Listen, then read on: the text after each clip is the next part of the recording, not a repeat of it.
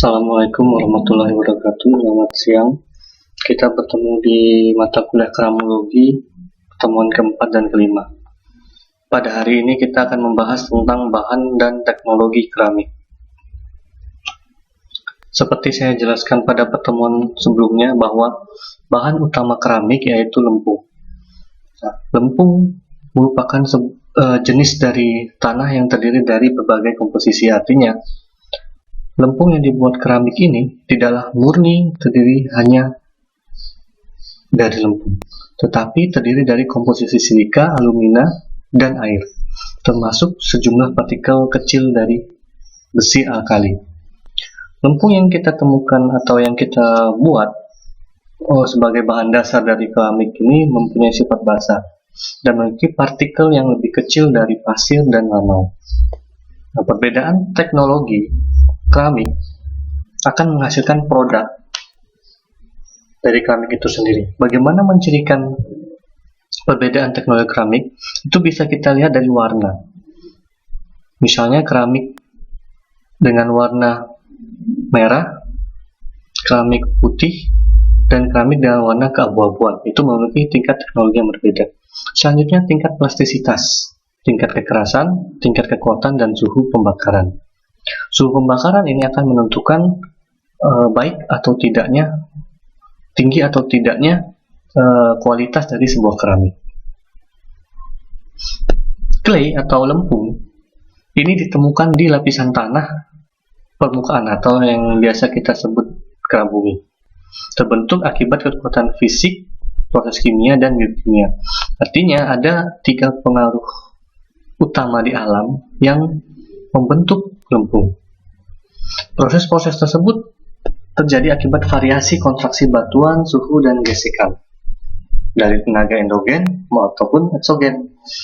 Tenaga endogen ini yaitu tenaga yang berasal dari dalam bumi, sedangkan tenaga eksogen tenaga yang berasal dari luar bumi. Tenaga endogen ini contohnya yaitu gesekan lempeng, gesekan tektonik. Tenaga eksogen ini contohnya yaitu angin, suhu, hujan.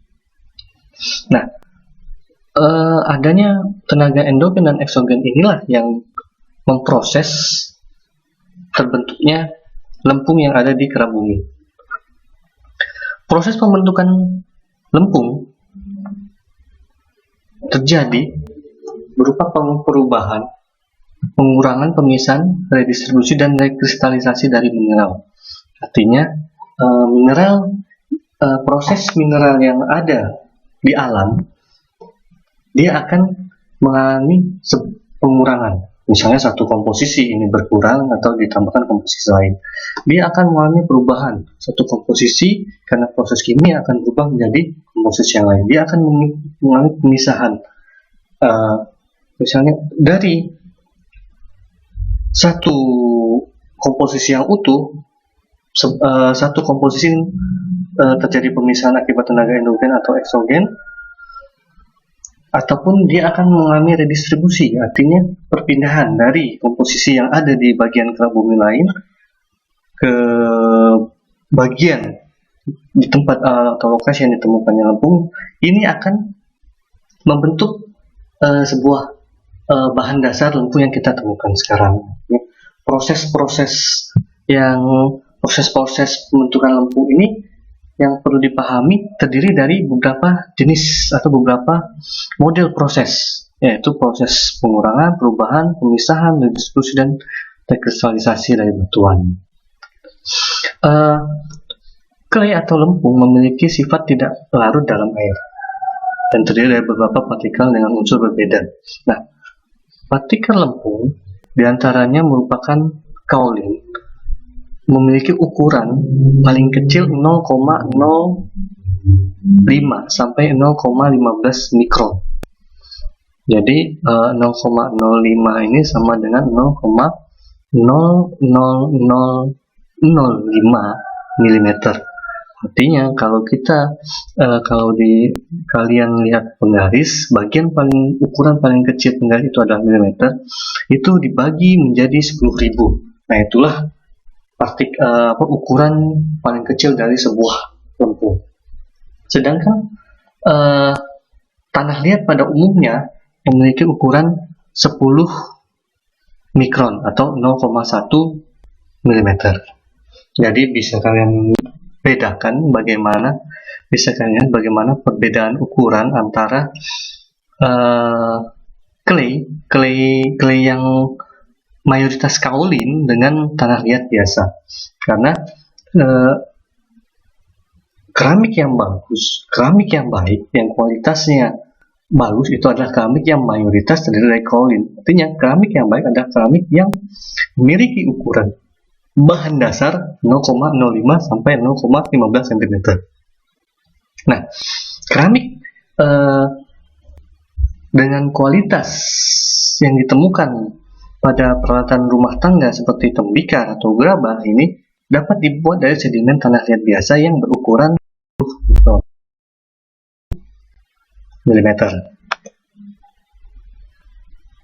Bagaimana cara melihat perbedaan antara lempung, lanau, dan pasir? Apabila kita lihat pada gambar ini, bagian bawah ini merupakan pasir, partikel pasir.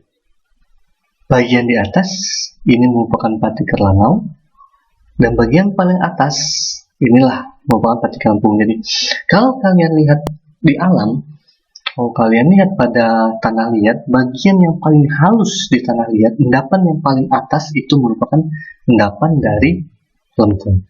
Kalau kita bandingkan ukuran lempung, lanau, dan pasir, bisa kalian lihat di gambar. Gravel ini kerikil berukuran 2 mm sampai 0,5 mm, pasir 0,05 mm, lanau 0,02 mm, dan lempung kurang dari 0,002 mm.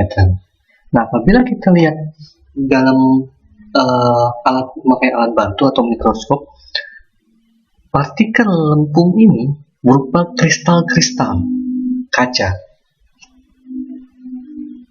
Jadi apabila kita lihat berupa kristal kaca yang bisa kalian lihat di bagian gambar hitam putih. Nah, salah satu bahan yang ada pada lempung ini yaitu kuarsa. Ini merupakan salah satu bentuk silika, artinya kristal yang umum ditemukan di tanah liat. Nah, kuarsa memiliki efek menurunkan plastisitas dari lempung. Artinya semakin banyak komposisi kuarsa pada lempung akan membuat lempung tersebut lebih susah untuk dibentuk.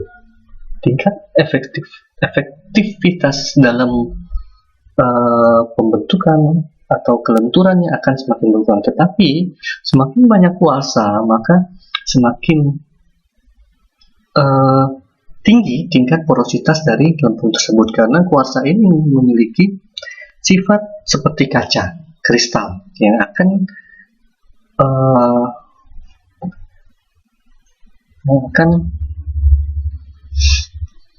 menutup pori-pori yang ada pada keramik. Oke, kita lanjutkan.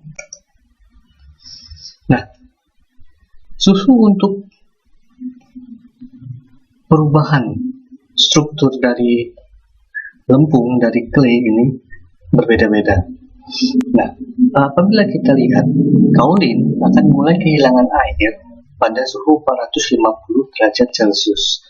Artinya lempung murni yang kita dapatkan di alam ini masih mengandung air, dan pada saat pembakaran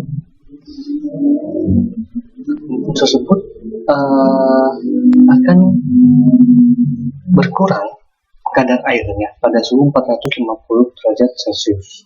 Apabila laju pembakaran dilakukan dengan konstan, maka lempung tersebut akan benar-benar kehilangan air sampai pada 600 derajat Celcius. Nah, pada suhu 1000 derajat Celcius, partikel kristal dari kaolin ini akan hancur dan menyatu dengan mineral lainnya. Pada suhu inilah yang membentuk lapisan-lapisan kaca atau menutup pori-pori yang ada di dalam bahan dasar lempung tersebut. Kita lanjutkan.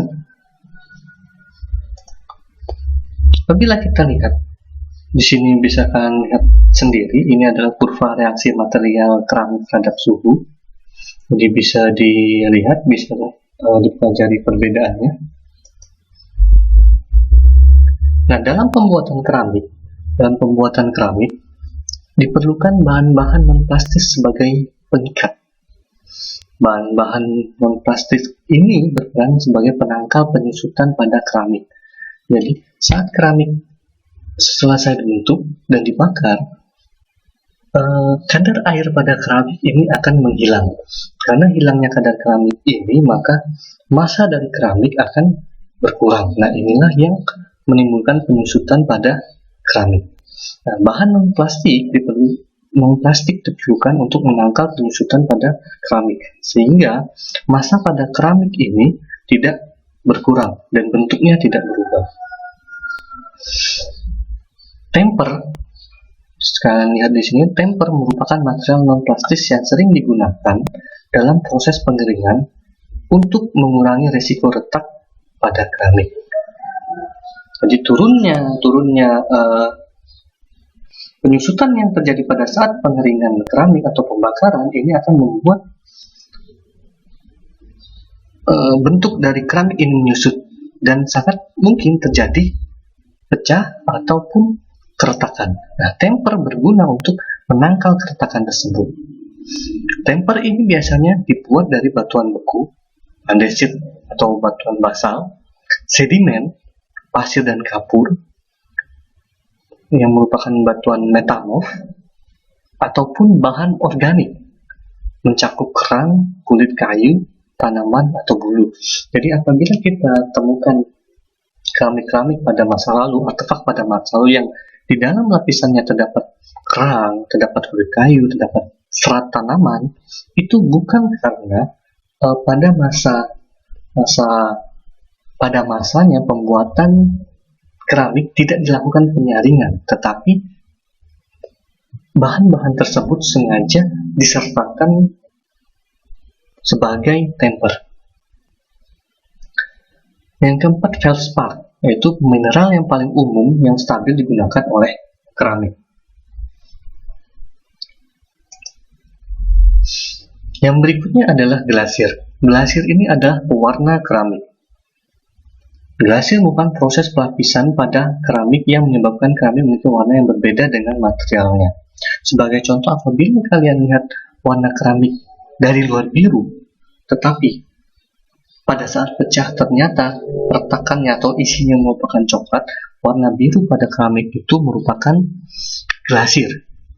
Glasir ini selain membentuk pewarnaan terhadap efek seperti kaca, artinya dengan adanya glasir sebenarnya pori-pori yang ada di lapisan keramik ini akan semakin ditutupi, sehingga porositas dari keramik tersebut akan semakin kecil. Proses glasir terdapat dua cara, melalui pembakaran dan tanpa pembakaran. Umumnya glasir-glasir yang terbuat dari mineral atau anorganik ini melalui pembakaran, karena anorganik ini sifatnya batuan, sehingga apabila batuan itu ingin menempel merata pada lapisan keramik, maka harus dibakar supaya mencair dan menutupi pori-pori pada keramik. Yang kedua,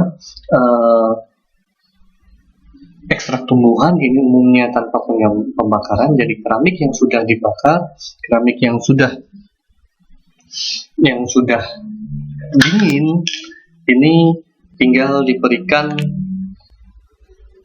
ekstrak dilapisi dengan ekstrak tumbuhan.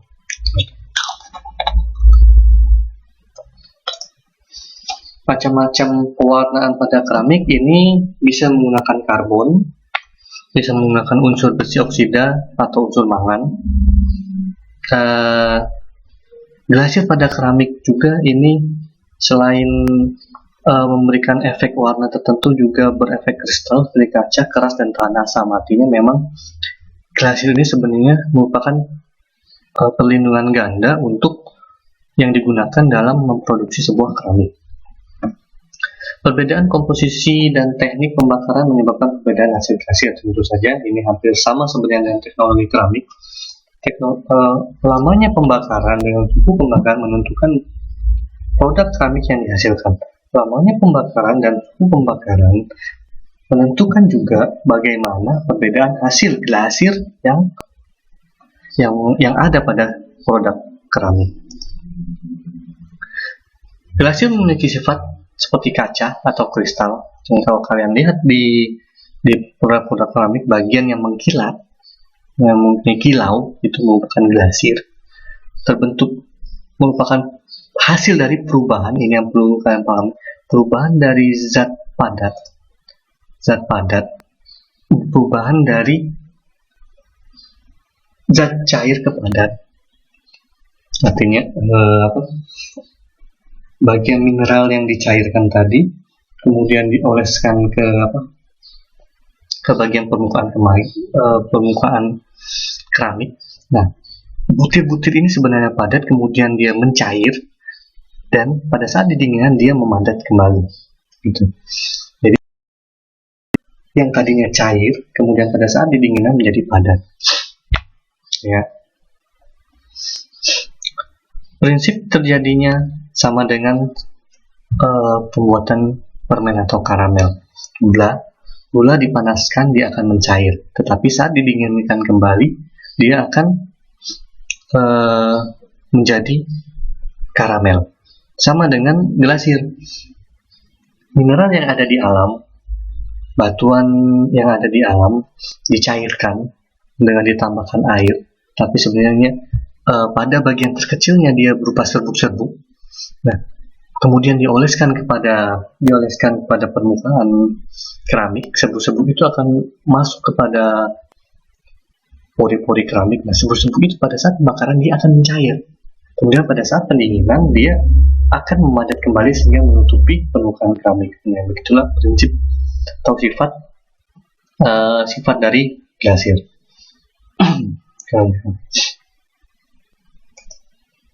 Ini bisa kalian lihat bagaimana cara pewarnaan glasier. Jadi bisa dengan dicelupkan, bisa dengan dioleskan. Tuh, lanjutkan. Nah, tahap pembuatan keramik. Yang pertama yaitu pengujian material. Jadi sebelum keramik dibuat, tentu ada pengujian material. Nah, pengujian material ini untuk mengetahui kualitas dan sifat dari material tersebut. Nah, salah satu contoh untuk pengujian material ini adalah dengan cara melarutkan tanah liat yang ada di alam. Melarutkan tanah liat yang ada di alam. Nah, bagian yang paling atas ini adalah keling.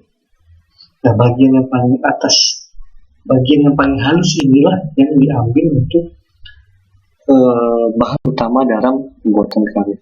Apabila kita lihat tanah liat yang terdiri dari 80 sampai 100% pasir ini akan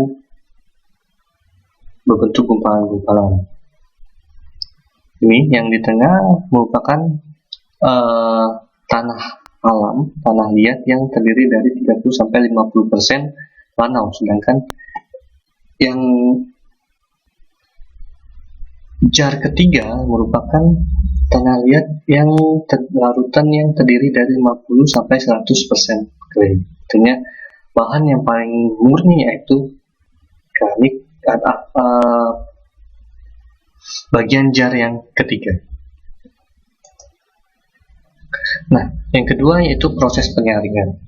Jadi proses penyaringan bisa menggunakan kain saringan dengan pori-pori yang kecil, gunanya untuk mengambil partikel-partikel yang besar.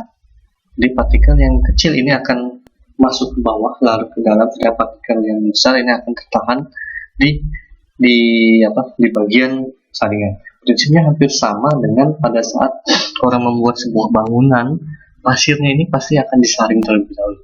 Pasirnya ini akan seperti juga dalam arkeologi ini artefak disaring supaya mendapatkan partikel-partikel yang besar seperti manik-manik, gigi, sedangkan partikel yang kecil akan larut di dalam. Tapi dalam pembuatan keramik, partikel yang besar ini dibuang, sedangkan yang digunakan adalah partikel yang di bawah atau yang halus. Pembuatan model. Jadi dalam keramik ini, setelah didapatkan partikel atau bahan yang sesuai, bahan yang cocok dalam pembuatan keramik, kemudian akan dilanjutkan dengan pembuatan model. Nah, teknik pembuatan pemodelan pada keramik ini terdiri dari 4: teknik coil, teknik dayung, roda putar, dan teknik tekan. Yang pertama, coba kita lihat teknik coil. Teknik coil ini dengan cara membuat pilin-pilin, dilingkarkan dalam membuat seperti benang panjang, kemudian benangnya disusun sedemikian rupa sehingga membentuk keramik yang kita hasilkan. Ini teknik piling itu ada membentuk pilin-pilin seperti ini, seperti yang kalian lihat pada gambar, dan hasilnya pun akan beda. Dengan teknik coil atau teknik pilin ini, maka hasil keramik yang produk yang keluar adalah membentuk lingkaran yang sangat kecil. Lihat. Yang kedua, teknik dayung.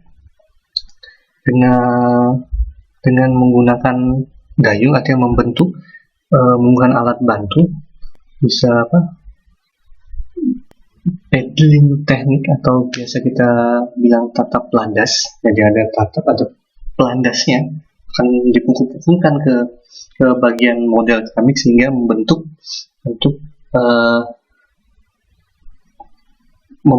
model dari keramik yang diinginkan. Nah, cara yang mudah untuk mencirikan bahwa sebuah produk keramik dibuat dengan teknik dayung ini adalah akan terbentuk bagian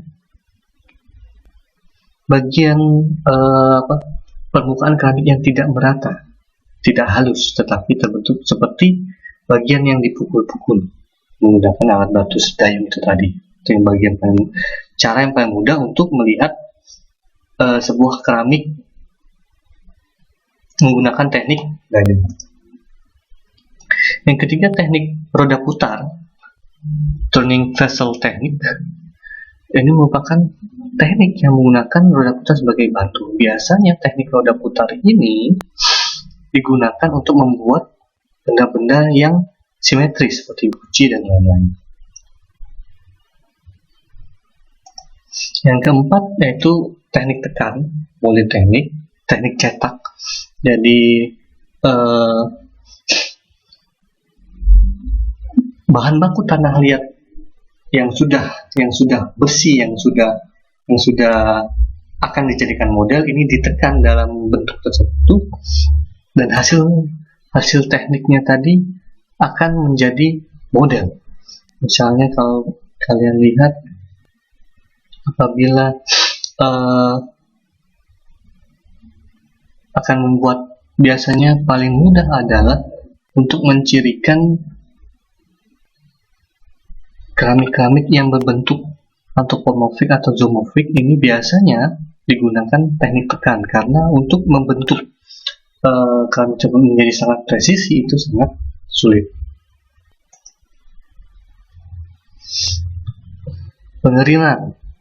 Pengeringan model keramik dilakukan dalam suhu ruangan untuk kadar air terlalu tinggi sebelum dilakukan pembakaran. Artinya paling bagus adalah dengan cara menjemur atau hanya meletakkan dalam kurun waktu tertentu. Nah, setelah kadar airnya yang tidak terlalu tinggi, maka akan dilakukan pembakaran. Kenapa seperti itu? Karena supaya kadar airnya ini tidak susut seketika, sehingga pembakaran pada keramik ini tidak akan menyebabkan keramik tersebut retak. Bisa dilihat tahapan pembakaran keramik, yang bisa kalian lihat sendiri.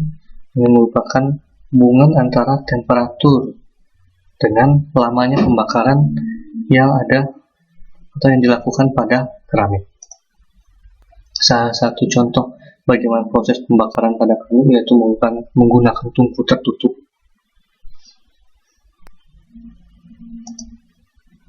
Oke, saya kira sekian materi 4 dan 5 kali ini. Mudah-mudahan materi yang singkat pada hari ini bisa tetap memperkaya khasanah keilmuan mahasiswa dan mahasiswi arkeologi, terutama di bidang kramologi di tengah kondisi yang kita alami sekarang. Terima kasih. Assalamualaikum warahmatullahi wabarakatuh.